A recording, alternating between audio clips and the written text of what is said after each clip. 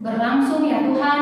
Kiranya Engkau kuasai dengan kesehatan, penyertaan-Mu selalu di dalam kehidupan kami. Kami serahkan waktu kami, ibadah kami, pembelajaran kami hanya ke dalam tangan kuasa-Mu saja. Dalam nama Tuhan Yesus kami berdoa dan mengucap syukur. Amin. Tentunya semua masih mempunyai sukacita di dalam hati, apalagi kita masih tetap bisa melakukan ibadah secara online. Mau saja semuanya untuk menyanyikan sebuah pujian It's Good.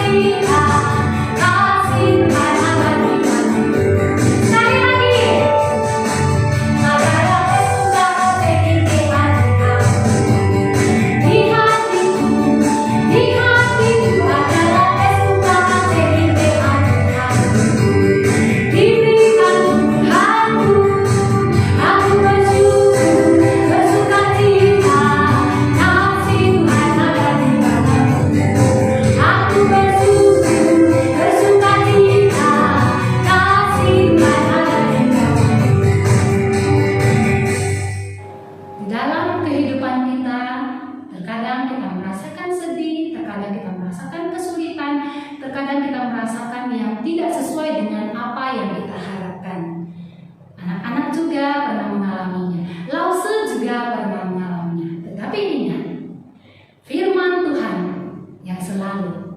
menyertai, memimpin di dalam kehidupan kita. Seperti pujian hari ini, untuk menyambut firman Tuhan, firman-Mu pelita.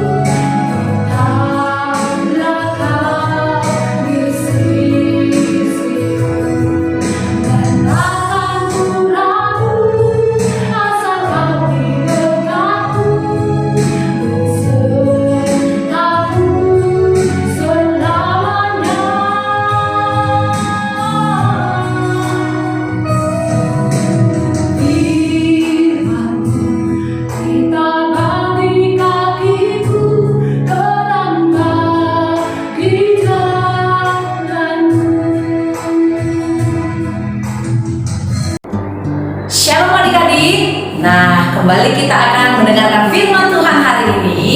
Senang kembali bertemu dengan adik-adik. Harapan Boksu, adik-adik tetap sungguh-sungguh mengikuti ibadah, sungguh-sungguh mendengarkan firman Tuhan.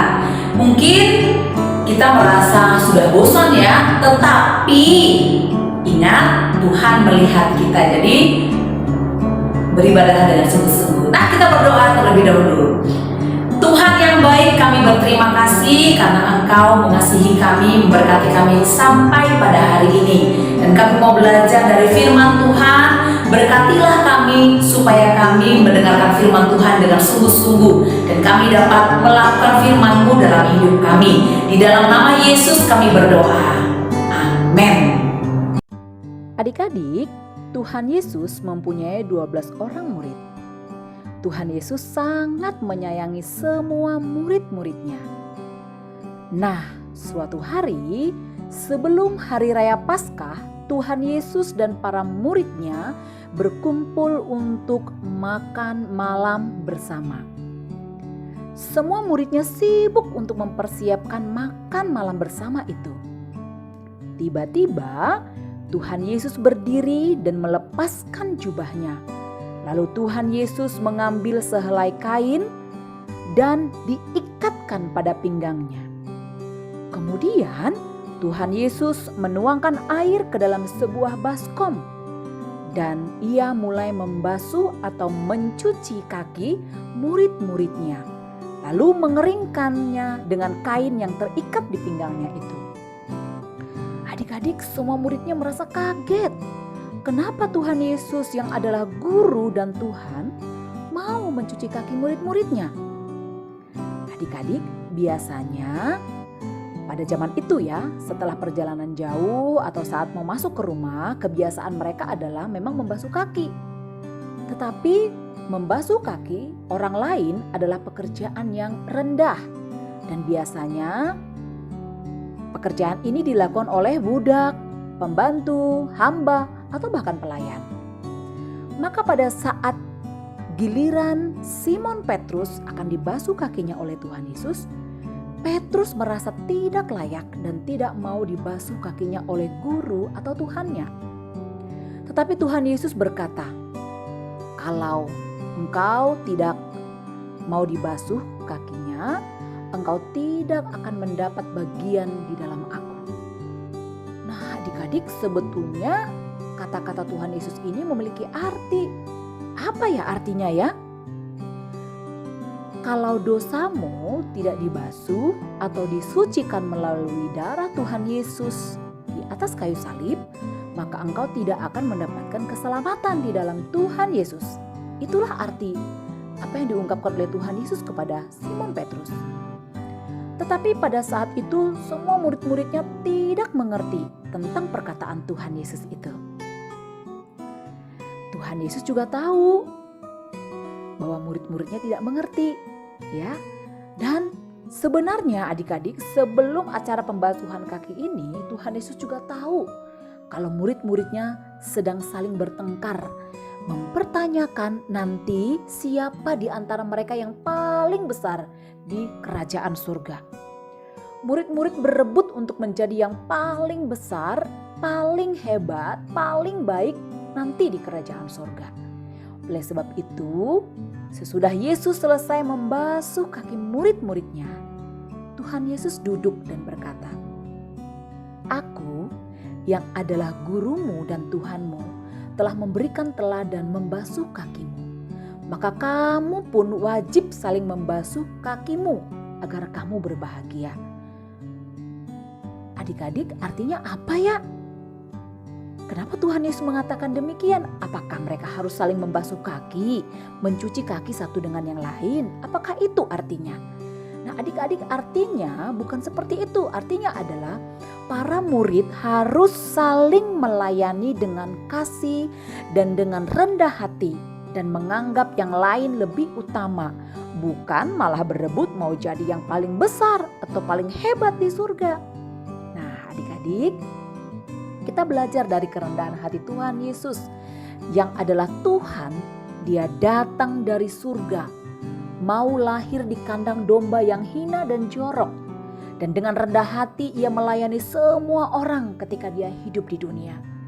Walaupun orang-orang mengejeknya, merendahkannya, bahkan Tuhan Yesus dengan kerendahan hatinya, dia mau mati di atas kayu salib untukmu dan untukku.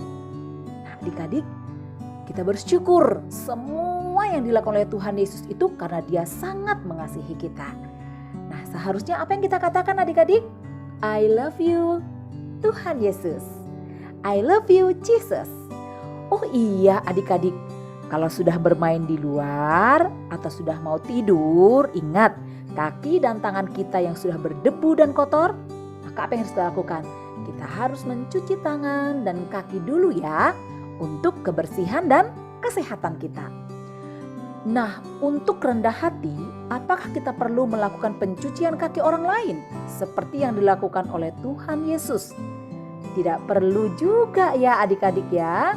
Yang Tuhan Yesus mau adalah sikap kita sehari-hari, yaitu rendah hati, tidak sombong. Contohnya, kalau punya baju baru atau mainan baru gak usah dipamerin kepada orang lain ya. Atau ketika kita mendapat nilai bagus atau kita mendapat juara, kita tidak juga perlu sombong dan meremehkan teman yang lain.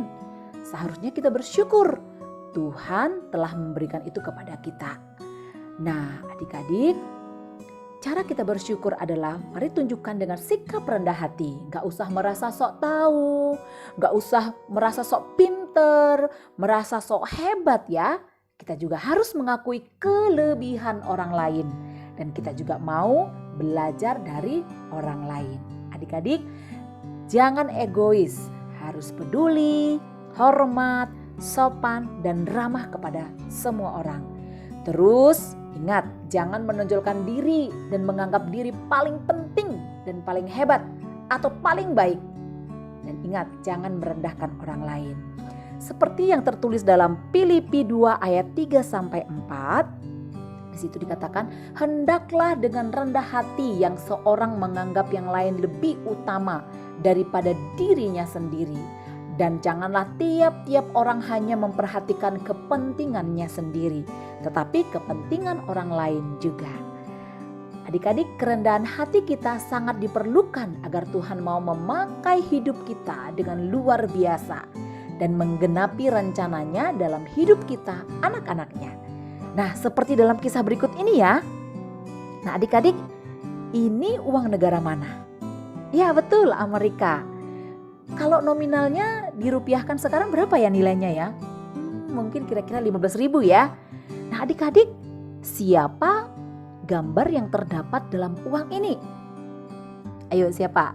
Iya, George Washington. Oke, bener adik-adik. Nah, ini kisahnya. Suatu hari, Jenderal George Washington sebelum menjadi presiden Amerika, dia kedatangan tamu dari Prancis yang bernama Jenderal Lafayette. Saat sedang berjalan-jalan di sebuah taman, kedua jenderal ini bertemu dengan seorang budak yang bekerja di taman itu. Tiba-tiba budak tersebut berhenti, lalu membungkuk sambil membuka topinya seraya berkata, "Good morning, sir." Tanpa diduga oleh Jenderal Lafayette, tiba-tiba Jenderal George Washington pun menunduk sambil melepas topinya sambil berkata, "Good morning too." Melihat pemandangan yang tak lazim itu, Jenderal Lafayette menegur Jenderal George Washington. "Mengapa Anda menghormati budak taman seperti itu? Apa yang saya saksikan ini adalah pemandangan terburuk selama saya menjadi jenderal." Adik-adik, apa jawaban Jenderal George Washington? Dengan santun, Jenderal George Washington menjawab, "Saya tidak ingin ada orang lain yang lebih rendah hati daripada saya, sekalipun ia seorang budak. Sebab di hadapan Tuhan saya dan budak itu derajatnya sama." Akhirnya Jenderal Lafayette pun tersipu malu adik-adik. Jenderal George Washington adalah pahlawan yang membebaskan Amerika dari penjajahan Inggris. Dia memiliki iman Kristen yang dalam. Dan dia dikenal dengan doanya yang sering mengakui kuasa Tuhan atas jalan hidupnya. Dia adalah jenderal yang tegas, berani, tapi memberi teladan baik ke seorang pribadi yang lemah lembut dan dikenal sangat rendah hati. Nah, adik-adik, seperti yang tertulis dalam dia melakukan apa yang tertulis di dalam Alkitab ya. 1 Petrus 5 ayat 56. "Demikian jugalah kamu, hai orang-orang muda, tunduklah kepada orang-orang yang tua. Dan kamu semua, rendahkanlah dirimu seorang terhadap yang lain, sebab Allah menentang orang yang congkak, tetapi mengasihani orang yang rendah hati. Karena itu, rendahkanlah dirimu di bawah tangan Tuhan yang kuat, supaya kamu ditinggikannya pada waktunya." Nah, adik-adik, firman Tuhan ini diterapkan oleh Jenderal George Washington dalam hidupnya. Akhirnya apa adik-adik? Akhirnya Jenderal George Washington menjadi presiden pertama di Amerika Serikat dan disebut sebagai Bapak Bangsa. Dan fotonya ditampilkan di uang resmi pertama Amerika, $1 yang terbit tahun 1869. Wow, luar biasa bukan? Tuhan meninggikan orang yang rendah hati pada waktunya. Nah, adik-adik, karakter rendah hati berbeda dengan rendah diri atau minder yang merupakan suatu kelemahan. Karakter rendah hati justru mengungkapkan kekuatan diri. Kerendahan hati harus merupakan ciri semua orang percaya pada Tuhan. Karena Tuhan Yesus menunjukkan sikap rendah hati, kita pun harus menunjukkan sikap rendah hati. Kerendahan hati berarti ketiadaan kesombongan, tidak ada kesombongan, kesadaran akan kelemahan diri kita, dan sikap mengakui peranan Allah, pekerjaan Allah, campur tangan Allah dalam diri kita dan dalam diri orang lain. Dalam keberhasilan kita, apa yang sedang kita capai dan apa yang sedang kita nikmati saat ini, itu semua pekerjaan Tuhan. Ayo adik-adik, miliki sikap kerendahan hati, maka Tuhan akan memakai engkau untuk hal-hal yang luar biasa, seperti Jenderal George Washington. Tuhan Yesus memberkati adik-adik. Kita bersama-sama berdoa. Bapa kami yang di surga, dikuduskanlah namamu. Datanglah kerajaanmu, jadilah kehendak-Mu di bumi seperti di surga. Berikanlah kami pada hari ini makanan kami yang secukupnya, dan ampunilah kami akan kesalahan kami, seperti kami juga mengampuni orang yang bersalah kepada kami. Dan janganlah membawa kami ke dalam pencobaan, tetapi lepaskanlah kami daripada yang jahat. Karena Engkaulah yang mempunyai kerajaan dan kuasa dan kemuliaan sampai selama-lamanya. Amin. Kita terima berkat Tuhan. Anugerah daripada Allah Bapa, keselamatan dari Tuhan Yesus Kristus, penghiburan dan kekuatan Roh Kudus, itulah yang menyertai adik-adik semuanya, mulai hari ini, besok, bahkan sampai selama-lamanya. Amin.